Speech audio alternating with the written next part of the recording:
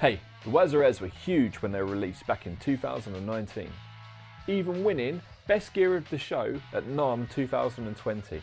But now it's 2023, so let's see how these clever little headphones have held up.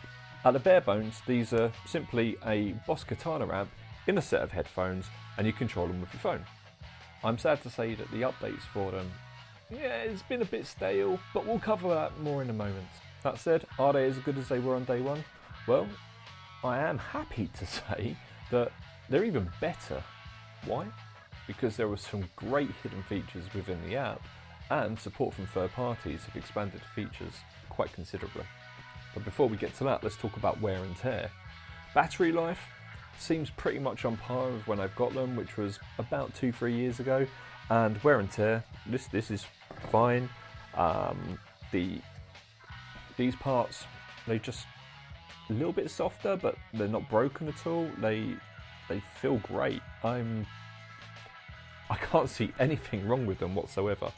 And that might be partly due to the fact that I keep them in this case, which I'm going to link in the description, because you must get one. It's about $12, and it's kept them very well protected. So if you're getting these, get this. One thing I was really excited about with the Waza Airs was the gyroscope. However, that is now permanently turned off for me. And it's all down to drift. You see, when I'm playing guitar and I'm using these, I'm often looking down because I'll have my phone down there and I'll be going backwards and forwards through the video, or I'll be looking down at my guitar.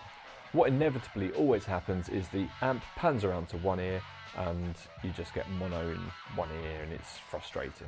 It's not their fault, it's just how gyroscopes work. However, that didn't impede on my enjoyment of the Waza Airs, as you might think.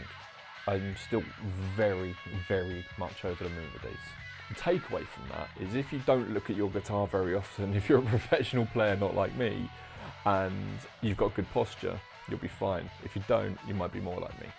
Now, I did mention the lack of updates, and let's be fair, out of the box, on day one, these were extremely powerful. Some would say more powerful than a standard katana, and there's still a ton of things that they can do. However, there are some updates that we really hope for that just haven't materialised. Say a looper for one, that would be amazing on these. And stereo effects. I mean, stereo, yeah? Stereo? Stereo. Stereo. So we'd love to see some of Boss's stereo delays, like the SDD 3000 and stuff like that.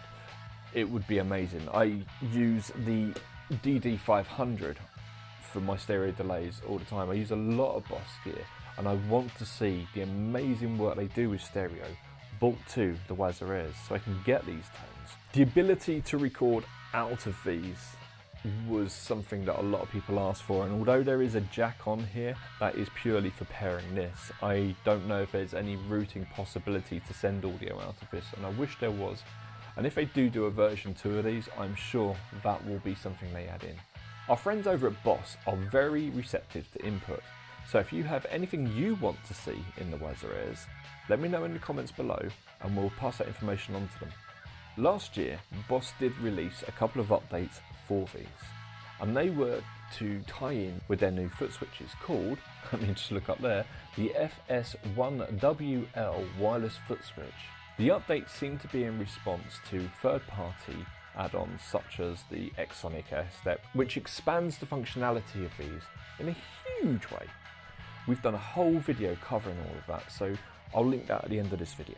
Other third-party support has come in the way of users. So some people have been hacking their own to give them a line out so they can record what they're playing. And other guys have been making their own apps to expand their functionality as well. You can find most of these absolute maniacs over at the Waza Air Facebook group, and you know them, Alec Bourne being the head nutter over there. Yeah, they are absolute mad scientists, and there's no getting away with it. Outside of guitar, of course, these can be used as just normal Bluetooth headsets, and I've toured all over Europe using these on busy German trains and so on and so forth. No, they don't have noise cancelling, but they really do isolate you in areas with lots of people, and that's fine. It's almost like they do have noise cancelling. And of course, the main thing is that the sound quality is ace. So are they still worth it in 2023? I would give a resounding yes. They even dropped in price, so you're even getting a better deal now than we got back then. They are the perfect tool for people with young families, or who live in apartments and they can't play their amps loud at night, or any situation really where you can't play your amp for, say, good disturbing other people, or even if you just don't want other people to hear what you're playing. I'm thinking backstage before a gig, you want to warm up, but you don't want to bother other people. You can do that perfect piece, and you don't have to listen to anyone else. So yes, the gyroscope did let me down a little bit, but everything else was so much better than I imagined that it's still one of my favourite pieces of gear I've ever bought. And that is our 3 years on rundown of the Boss Waza Airs. For more Waza Air content, click up here. Likes really help support the channel, and if you think we deserve it, please drop a sub. See you all soon. Bye bye.